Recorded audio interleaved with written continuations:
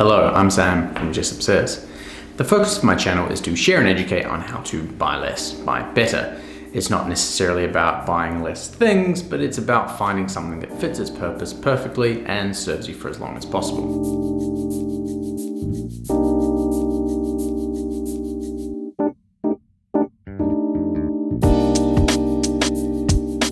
As I mentioned in my last video, what I dubbed the ultimate beginner's guide to denim, finding a pair of jeans that fits is a real challenge for everyone. I want to try and change that, or at least help people rediscover denim again. It's a fantastic fabric that when looked after, or even when it's not looked after, it lasts a very long time, and it's one of those fantastic fabrics that gets better with age. If you haven't watched that video, I'd recommend doing so that as we explore my pairs of denim over the coming weeks, we can all align on what we're talking about and understand the language that we're using. Today, I wanted to look at what I currently consider to be my favorite pair of jeans, and my most comfortable pair of jeans, which will probably come as no surprise to anyone who knows me, is made by Informale. These are the JE19.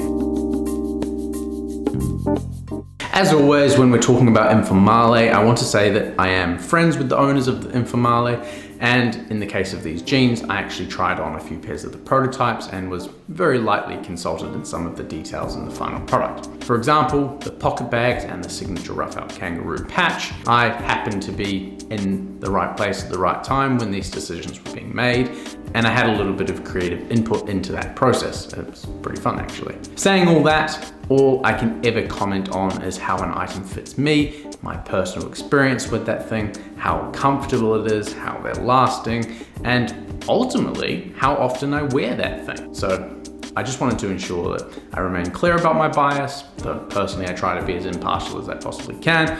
I also wanted to do Informale first, to set a bit of a, let's say, bias benchmark. What I really didn't want to have happen is that if these were in my last video and I ended up writing that these are the best pair and they're my favorite pair, and we end up just chalking that all up to bias. So hopefully we can set this as the benchmark pair, and then every other pair we can compare up to this pair or beyond this pair, hopefully.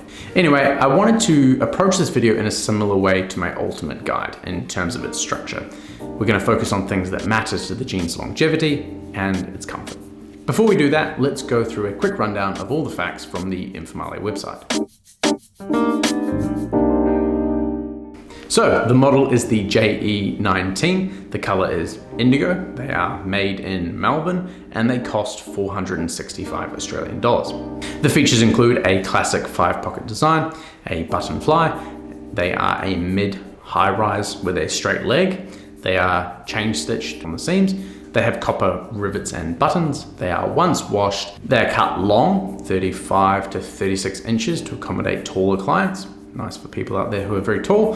They feature belt loops, and uniquely there is extra fabric in the outseam for personalization of fit. We'll talk a little bit more about that later. You'll notice that the type of denim is lacking from that information list, and it would be a shame if we didn't know a lot of information about the fabric. Luckily, there is a drop-down box and an entire section about the fabric, so like Informale, we will devote more time to it than just a mention here. As we did with the guide, let's start off with the cut or the silhouette, which in this case is described as mid-high rise and a regular straight leg. This means that they're designed to sit on or just below your belly button, which is mid or high rise, and that the leg has the same dimensions in the thigh as it is in the leg opening. As I said in my ultimate guide, this is the style that I think most men would look good in, and of course find very comfortable. For future comparison's sake, let's talk the actual dimensions of the garment when it's laid flat. I think that the waist, thigh and leg opening are probably the most important measurements when you're making a decision, and by comparing these measurements to a pair of trousers that you own that fit you really well, you can get a good idea of what size may fit you. I'm going to do this for all of the pairs of denims that we review, so you can compare to your own measurements and hopefully make better decisions. Before getting into all that, I should probably talk about what size I chose. My true size is a 32 in most trousers, and in these denim, the Informale JE19, I found that the 32 fit me well. But I found that the leg was slightly slimmer than I wanted it to be. If you're a tall guy or a very slim guy, they will fit you perfectly and the silhouette will look perfect. Interestingly, unlike typical Selvedge denim, there is an allowance in the outseam for these jeans to be let out. You can see that the thickness of the Selvedge is fairly significantly wider than pretty much every other Selvedge that I've ever seen. This was actually an intentional design choice to allow guys with bigger legs or those wanting a, more relaxed silhouette to be able to make the changes that they need to the outseam dimensions without ruining or, getting rid of the Selvedge, which on a standard pair of Selvedge denim makes it pretty much impossible to let out because there's just no space to let out. At the time when I was buying these jeans, I was particularly busy and a little impatient, and after trying on the 34, I decided that it achieved the same look of letting out the 32, but with the added benefit of me being able to tuck in a jumper or a few extra layers in winter around the waist. So laying the JE19s in a size 34, which is what I ended up with, flat on a table, the measurements are the waist is a 43 centimeters, the thigh is 29 centimeters, and the leg opening, or where the hem is 20 centimeters. Everyone measures things differently, but I'm gonna try and use the exact same technique through all coming videos, obviously, to try and standardize the process. These dimensions fit me really well. There's plenty of space to move, lots of drape, and it keeps the denim looking very clean and elegant. As I said earlier, these were originally a 35 or 36 inseam, which I had cut down fairly significantly so that I can actually wear them, and I have worn them a ton. So these measurements may not be exact to a pair of brand new JE19s. Though I have to say that I have washed them about 6 times, and 1 or 2 of them may have been a 40-degree or warm wash, and I haven't noticed any shrinkage of any real nature. They are sanforized and they are one wash, so this pretty much aligns with what we would expect. The final element of cut and why I think these are the most comfortable jeans that I own is something that I sort of struggle to explain, but it's the way that the bum fits. And I put this down to Informale's relentless prototyping and effort to make a fit that works for the most possible people. I know for a fact, because I was there, that more than 10 guys tried on various concept jeans until Steve was happy with the fit, ranging from tall guys to really short guys and pretty much everyone in between. I also know that Steve used some inspiration from women's jeans and made the bum panels a little extra curved. And honestly, this makes a huge difference to how they sit on my hips and bum. But it's a bit hard to quantify with measurements. So what I'm gonna do is when we measure other jeans that don't have it cut the same, I'll show you so you can see the difference. These are a super comfortable and very clean, elegant pair of jeans.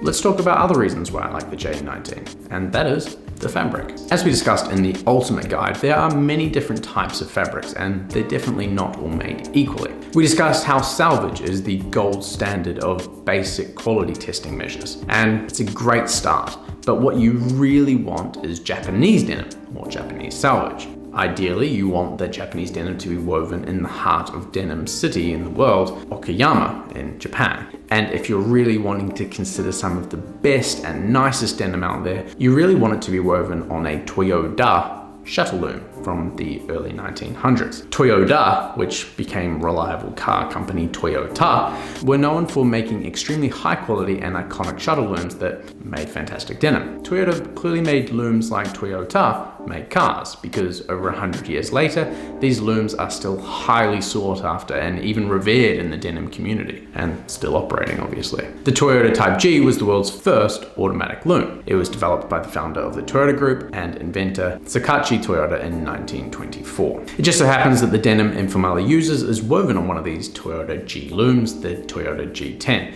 And I can speak from experience to say that this denim is beautiful. It's 13.5 ounces, which as we know is a midweight, and near the bottom of that range. It's okay in summer up until about 27 degrees Celsius, although I was sweating, and I've worn them a ton during the current winter on days down as low as 5 degrees pretty easily, though it was kind of chilly.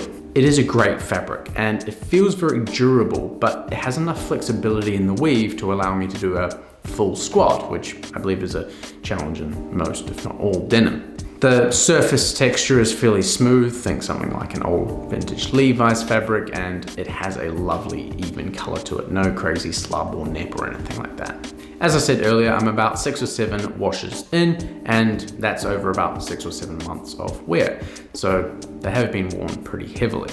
I want them personally to get a nice even fade. I don't want any high contrast fade, so I can continue to wear them with something like tailoring or a nice sports jacket. I have to say that they are fading extremely gradually, with only very minor fades noticeable around the seams and the edges. It's perfect for a jean that will last a lot of wear, a lot of washing, and still be nice and dark for a long time. Another element that helps with this gradual fading, as we mentioned earlier, is the sanforized and one wash. So you can expect them to look fantastic for a long time. Informale, in their typical transparent way, have even told us that the pocketing is 100% cotton. It's sourced from Britain, UK, and I may have had a hand in picking this particular feature, so hopefully everyone likes it. A few final details that are worth mentioning. The copper rivets and buttons are sourced from and made in Japan, who obviously make some of the best stuff. The patch is a unique Kangaroo Patch. It's facing rough out, so that means basically the suede side or the fluffy side is out, and the patch was attached before it was one washed. So there's actually a different patina of the dyes coming out of the jeans and into the patch on each pair. It's a weird little feature that I'm absolutely fascinated with. And it sort of aligns with the saying that I have, which is when you buy something, it's that brand's clothing. But as you wear something, it becomes yours as you put your own unique wear into it and you wear it the way that you want to wear it. Denim is the epitome of this in terms of fabric, how it fades, and in a strange way, the Kangaroo Patch is sort of has the same idea to it, the same feeling to it. It makes each pair truly one of a kind. All of this information, all this detail, and they're made in Melbourne. I mean, you can see why it hits all my sweet spots and why I like them so much. So what is it that makes these my current favorite pair of jeans? It's the culmination of how comfortable the cut is, how great the fabric feels, and I can't really say comfortable twice, but if I could, I would. In my opinion, Informale are the best at this type of combination of well-designed, well-made menswear. Yet somehow also choose fantastic durable fabrics and make the clothing comfortable. It's quite a lot they're achieving, and let alone considering that they're doing it in Melbourne. And they're really the only one driving high-end menswear manufacturing here, which in my opinion is quite remarkable. You can hopefully see why I like the brand so much. And in particular, I hope that you get to try a pair of these JE19s because they are honestly such a great pair of jeans.